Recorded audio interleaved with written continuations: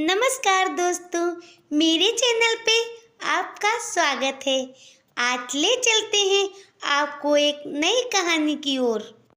रतनपुर गांव में रघु नाम का एक ठग अपनी बूढ़ी माँ के साथ रहता था।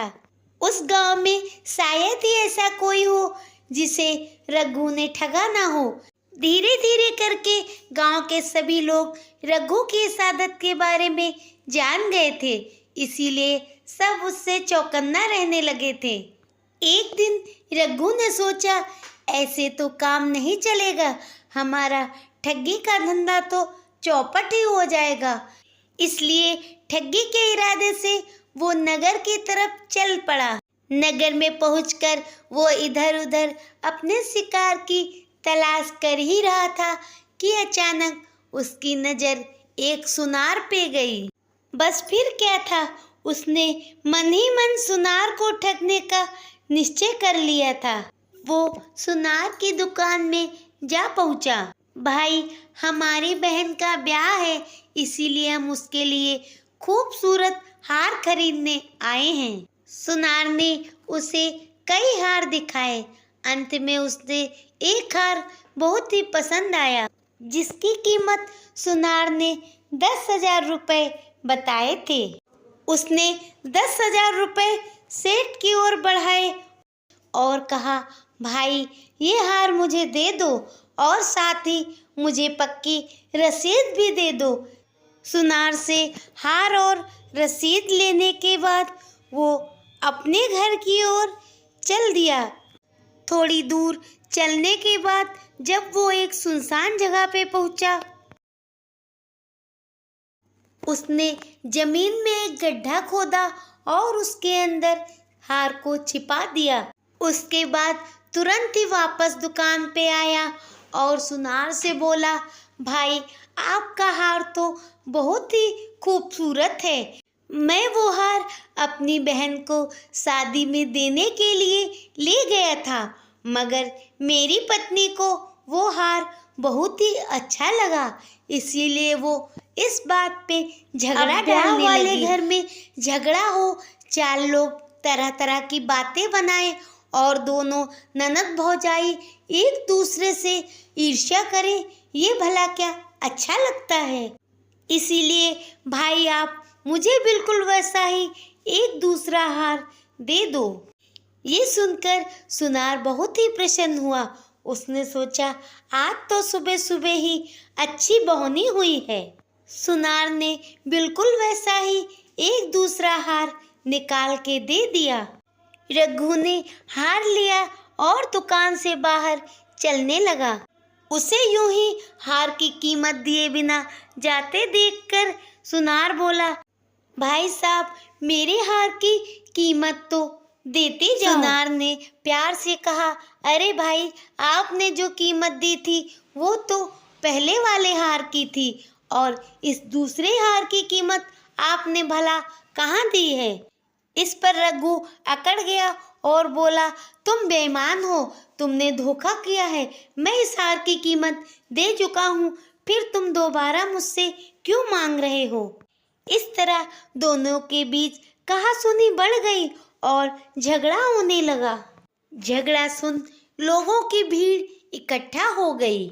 उन्हीं में से कुछ लोगों ने जाके नगर कोतवाल को ये सूचना दी। नगर कोतवाल के आने पर दोनों पक्षों ने अपनी बात रखी। जब कोतवाल ने रघु से इस विषय पे पूछा तो रघु ने कहा, महाशय ये सेठ झूठ बोल रहा है। मैंने हार की पूरी कीमत अदा कर दी है, मगर फिर भी ये बेईमानी करके दोबारा धन लेना चाहता है। इस बात पर कोतवाल ने कहा, तुम्हारे पास इस बात का कोई सबूत है। हाँ कोतवाल साहब, ये कहते हुए रघु ने रसीद निकालकर कोतवाल साहब को दिखाई। रसीद देखकर कोतवाल साहब ने सुनार को डपटते हुए कहा, ये क्या तमाशा बना रखा है। एक भले इंसान के साथ बेईमानी क्यों कर रहा है। जब इसने हार की पूरी कीमत अदा कर दी है तो फिर तुम उसे हार क्यों नहीं दे रहे हो। इस तरह से सभी को रघु के बातों पे ही विश्वास था, इसलिए सुनार को वो हार देना पड़ा। हार लेकर रघु ने कोतवाल साहब का धन्यवाद अदा किया और फिर अपने गांव की ओर चल पड़ा। वापस आने पे रघु ने जमीन खोदकर पहले वाला हार निकाला और खुशी खुशी अपने घर जा पहुंचा। घर पहुंचकर उसने देखा उसकी माँ बहुत ही उदास बैठी है। रघु ने दोनों हार अपनी माँ को दिया।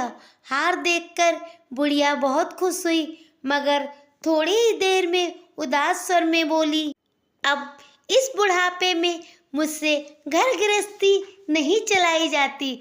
आखिर मैं भी तो चाहती हूँ कि सुख से बैठ के रोटी खाऊं। तुम मेरे लिए एक अच्छी सी बहू ले आओ। घर में नाती पोते खेलेंगे तो बड़ा ही सुख मिलेगा, वरना ऐसे ही कुड़ कुड़ के एक दिन भगवान के घर चली जाऊंगी। तब रघु ने कहा, माँ तुम परेशान मत हो, जल्दी ही मैं तुम्हारे लिए एक बहू ले आऊंगा।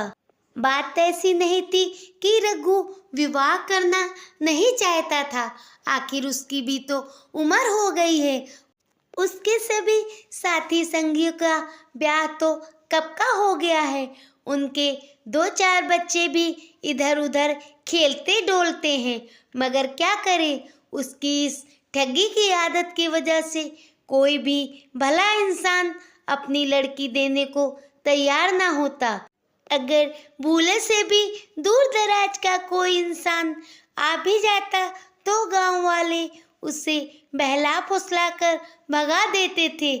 गांव के लोग भी ये सोचते थे कि इसका ब्याह ना हो, वरना आगे चलकर इसका बेटा भी इसी की तरह ठग बनेगा। फिर उसने बुढ़िया को झूठ मूठ का दिलासा दिया और खा पीकर सो गया। अगली सुबह वो सोनपुर राज्य की ओर चल दिया। उसने सुन रखा था कि आजकल वहाँ मेला लगा हुआ है।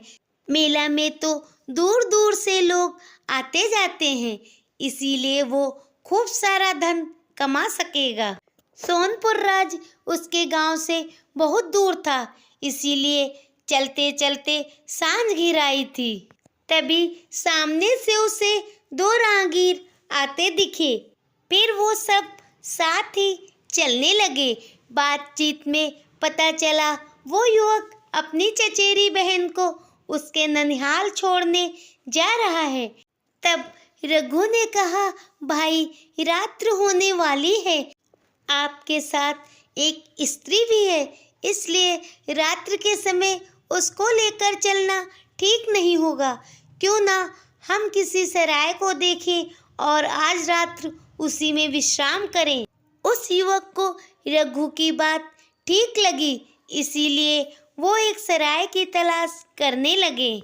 कुछ दूर चलने पर ही उन्हें एक सराय नजर आ गई और उन्होंने वहीं पे ठहरने का विचार किया। सराय में ठहरने के बाद उस युवक ने कहा, मैं खाने पीने के लिए कुछ वस्तुएं लेने जाता हूँ, तब तक तुम मेरी बहन का ख्याल रखना। उस युवक के जाने के बाद रघु उसकी बहन से इधर उधर की बातें करने लगा। बातें बातों में उसने कहा, भाई आजकल तो जमाना बड़ा ही खराब है। मेरे गांव में एक युवक था, वो अपनी चचेरी बहन को उसके ननिहाल छोड़ने के बहाने ले जा रहा था और वो ननिहाल ना छोड़कर उसे सोनपुर मेले में बेच आया था। ना जाने उस बेचारी के साथ क्या हुआ, भगवान जाने उसे कोई अपनी नौकरानी बना के अपने घर ले गया या किसी गलत हाथों में पड़ गई हो और उसे वैश्या के वहाँ बेच आया हो। राम जाने अब उसका क्या हुआ होगा। रघु की बातों ने युवती के मन में शंका के बीज बो दिए थे। वो बुरी तरह से घबरा गई थी और उसने रघु से कहा, आप कैसे भी करके मुझे इस मुसीबत से बचा लीजिए। मैं नहीं चाहती हूँ मेरा भाई भी मुझे सोनपुर मेले में बेच आए और पता नहीं मेरे साथ क्या बुरा हो। आप मुझे एक भले इंसान लगते हैं। तब रघु ने कहा, देखो, किसी पराई युवती को इस तरह अपने साथ ले जाना सही नहीं होगा। अगर तुम मुझसे ब्याह करने के लिए राजी हो तभी मैं तुम्हें यहाँ से ले जा सकता हूँ। युवती रघु से ब्याह करने के लिए राजी हो गई। बस फिर क्या था, रघु तो यही चाहता ही था। वो फौरन ही उसे लेकर चला आया। अपने घर पहुंचकर उसने माँ को आवाज देते हुए कहा, देखो माँ, मैं आपके लिए क्या लाया हूँ। बुढ़िया ने जब बहू के रूप में खूबसूरत युवती देखी तो बहुत ही प्रसन्न हुई। फिर बड़े ही धूमधाम से दोनों का ब्याह हो गया। चंदा नाम के अनुरूप ही खूबसूरत तो थी ही, साथ में बहुत ही बुद्धिमान भी थी। वो बहुत ही सलीके और समझदारी से घर का हर काम करती। बुढ़िया ऐसी बहू पाकर बड़ी ही निहाल थी। धीरे धीरे करके चंदा को जब इस बात का पता लगा कि उसका पति ठगी करके अपना जीवन निर्वाह करता है, तो उसने सोचा, वैसे तो रघु में कोई दोष नहीं है, वो दिल का बड़ा ही नेक इंसान है, बस उसमें एक ही अवगुण है कि वो ठगी करता है। इसलिए एक दिन वो रघु से बोली, देखिए, जीवन यापन करने के बहुत सारे साधन हैं। किसी का दिल दुखा के और बद्दुआएं लेकर जो धन कमाया जाता है वो पाप के समान होता है। भले ही कुछ पलों के लिए तो हमें वो खुशी देता है, परंतु उसका फल श्रेष्ठ नहीं होता है। इसलिए मेरी मानो तो आप ठगी के धंधे को छोड़कर अपने जीवन यापन के लिए कुछ और काम धाम देखो। रघु भी अब ठगी के धंधे से ऊब गया था।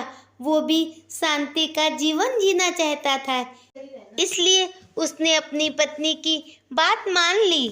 उसके बाद रघु ने एक व्यापार किया और दोनों सुखपूर्वक जीवन बिताने लगे।